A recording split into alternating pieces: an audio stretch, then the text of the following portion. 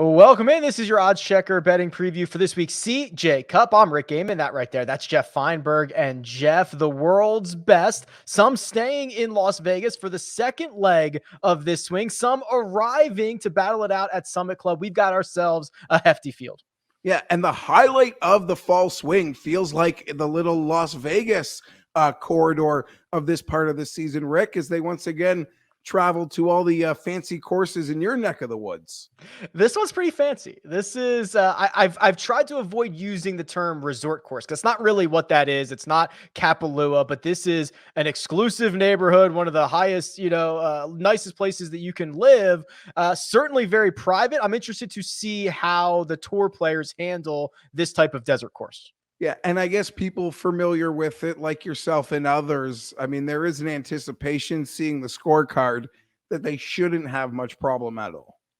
Yes, I believe it to be, and I'm going to be out there walking it on Tuesday, so I hope to get some good intel. But it is, as far as I know, very generous off the tee. They're larger greens, so a lot of guys are going to be putting for birdie quite often. And if we look at the top of this board, there are some names here, and it only took 5 points at the Ryder Cup for Dustin Johnson to get right back on top of a betting board. He is 12-1 this week, Jeff, along with Justin Thomas. And then you get Xander Schauffele and Colin Morikawa as the four guys rounding out the sub 20-1 group. It has been well documented, and we will talk about it ad nauseum. Colin Morikawa plays out of this course. That is something you're going to hear early and often this week.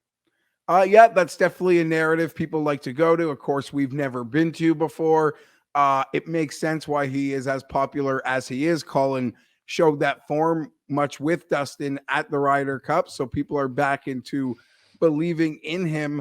But for me, Rick, in this range, if I had to pick a soul, I would take Xander Schauffele. That number is coming in at 13-1. It never feels high enough or right for a player like Xander, but this event does feel like it checks all the Xander boxes.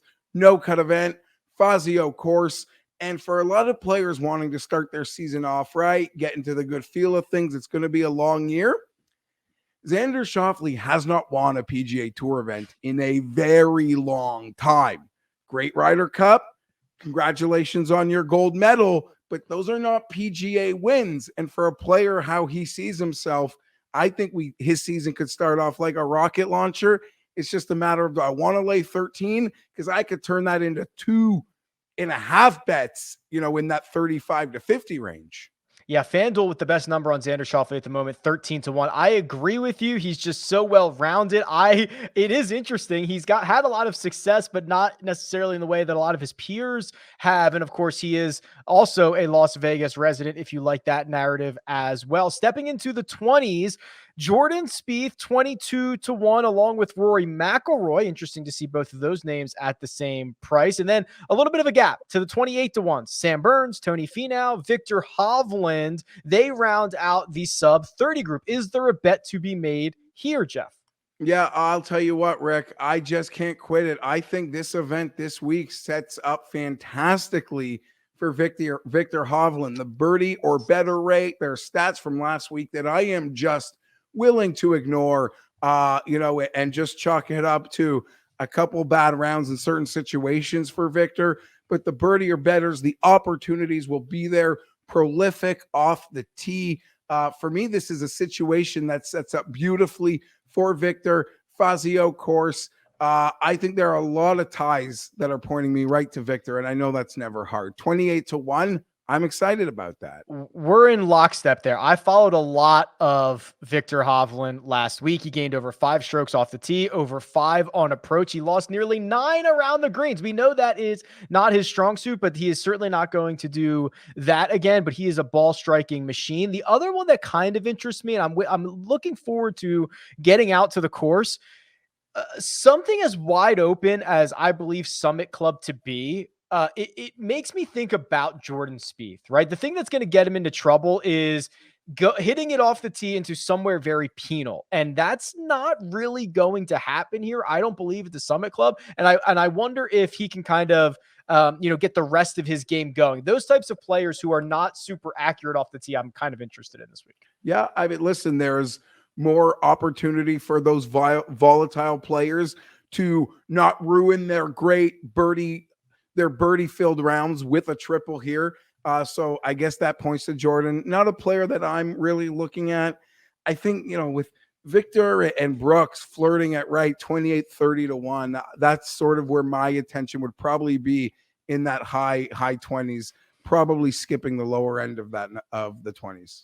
Stepping into the 30s, Brooks Koepka is here. Last week's winner, Sung Jae Im, is here. Louis Oosthuizen had a quiet, pretty darn good week, 32-1. And then a couple of guys who burned us last week, Geoff, and maybe there's an opportunity here. Abraham Answer and Scotty Scheffler are both in this range. Answer is 35-1. Scheffler is 33-1 if you're looking at the odds checker grid. And the last man in this tier is Cam Smith. I'm not sure there's necessarily a bet to be made here, maybe outside of Brooks Koepka. Anytime you put a 3 in front of his name, I start to get a little bit excited, but I'm not sprinting to the window for this range. Yeah, it's not a bet I'm running to make, although I wouldn't be surprised if it does get lower. Again, what are we trying to do here? Identifying an outright winner. There's no secret about the Brooks win equity that he brings to the table. And as a golf bettor, Rick, there's a lot of losses that are just easy to swallow. You accept them. I was never on that guy anyway. Like, I just take that L and move on to next week. When Brooks Koepka cashes at 30-1, you feel like very, just to say it politely, not bright. And I remember watching the PGA Championship. I didn't bet him. And I was so mad at myself. Like, I didn't bet this guy at that huge number. Like, he's just a winner. So there's always that case for Brooks. And when he wins this week, I'll be let down. But this is a range I think I'm staying away from, especially because there's a good chance I do bet Xander. Yeah, which certainly will dictate a lot of the rest of your card. Here is, before I move on to the grid, PointsBet and Bet365 are the places that have Brooks at 30. He is into the 20s in some other areas, so make sure you're using the grid. 40-1, that range, you've got Hideki Matsuyama, Webb Simpson, a couple of guys making their first appearance since the Ryder Cup, and Terrell Hatton and Paul Casey and Shane Lowry. And then also Harris English is here at 45-1. Again, a lot of interesting names. The way that the depth of this field gives us better names in these 40-1 ranges, but I'm just probably not personally sold on any of them. Yeah, again, it would be hard for me if I do make that move, because I am betting Victor, and I'm thinking about Xander, so I might have to skip this range entirely if that's my move. But I don't know. There's a nice big jump on Hideki. I was confident in Hideki last week. I think his form has been quite solid. We're getting Hideki back into the 40s. It's creeping up. I think that's a nice opportunity to pounce potentially. 40 is significantly longer. It's at DraftKings. Most other places 32, 33. So there is some built-in value to be had on Hideki Matsuyama there on DraftKings. Okay, so if our card is getting constructed with possibly Xander and Victor Hovland, maybe we start re-entering back here in the 60s, Geoff, 60 to 80. We've got Patrick Reed, Russell Henley, Taylor Gooch, Alex Noren. Are any of these names doing it for you? I mean, I love Taylor Gooch. I love throwing him on all my DFS. I make props with him.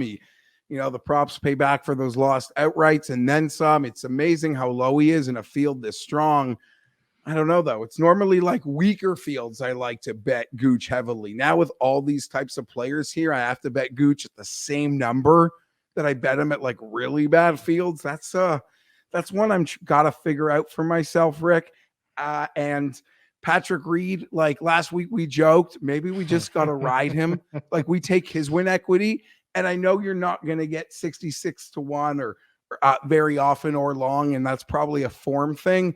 But you just bet Patrick Reed to the wall. He's going to get you your money back, and you're not really sure when he's going to spike. So, it's like I can easily make a case for that. Although after last week, it's hard to go back to the well. And I'm in on Alex Noren. Noren at that 80-1. He's a player I'm really excited about his game at the moment, a form player who rides that form. So that is the bet that I have made north of 50.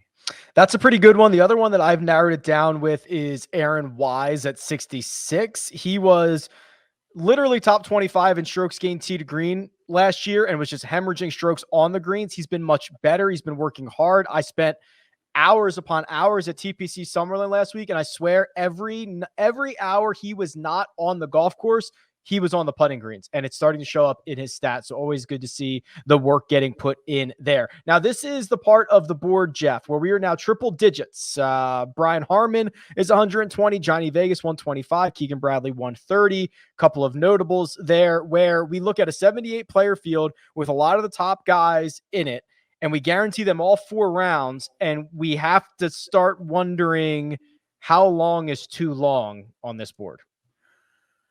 We could probably already be at that case. We might have passed it. Yeah, but I can't lie. I've been staring at very large Gary Woodland numbers all day, and they've tempted me since the morning. 130 to 1 at DraftKings is the longest number out there. And if my card is going to look like, I think it's going to look like where I go to the top, yeah, like that's just where I'm going to play the top with a couple guys. And then like I got Noren, and then maybe I might throw. I was in Vegas. I'm hoarse. I'm hoarse. Trying to get myself back in here. But again, like, I don't know, not overthinking it, but Gary Woodland at the triple digits would be the guy for me. I'm not like full confession. It's not something I've broken down extensively. I'm literally just trying to get my equilibrium back here, Rick. And the other thing is this course will play. I mean, we're at 2,300 feet of altitude here. It will play shorter than what it's listed on the scorecard. Cam Davis is the only other one, 140 to 1 on the grid right now for Cam Davis, who won a couple of months ago. When you start giving me a place that you can tap into distance, you don't have to worry so much about accuracy. Cam Davis is always going to be on my short list. That's probably as far down as I would go, but I think you're right. We're very much focusing our card in that upper to mid range area, I believe. And for pure narrative street, because you've been high on him, a couple of weeks ago, but any love for some Harold Varner baby swag? Or is the you know what? Too strong. I do love Varner, but man, this is a very strong field. I also wonder if is he gonna play? Is he planning on playing? He just had the baby, I think Sunday night or Monday morning. I think he's gonna. Yeah, that'd be a weird flex to play. Like, it's not a major. Like, you've been successful enough. That's a pretty weird. Like, no, honey, I'm back on the road. Go to Vegas. Go. Yeah, I got to go to Vegas now. So we'll see. It's 4 days and it's free pay. That's true. It is guaranteed, right? Like 50 grand minimum for hitting one shot. That could pay for a lot of baby diapers and formula and stuff. But I don't know. I'm a big fan of what Varner's doing right now. Love the baby swag. Do not love the strength of the field. I might get myself involved with Varner in other ways, but you're probably right. I probably should confirm if he actually ends up registering. Yeah, we'll keep an eye on that. See if he shows up this week. Okay, Geoff Fienberg. That'll do it. You can follow Geoff on Twitter at gfienberg17. You can follow me at Rick Run Good. We'll be back next week to break it all down once again. But for now, we wish you good luck.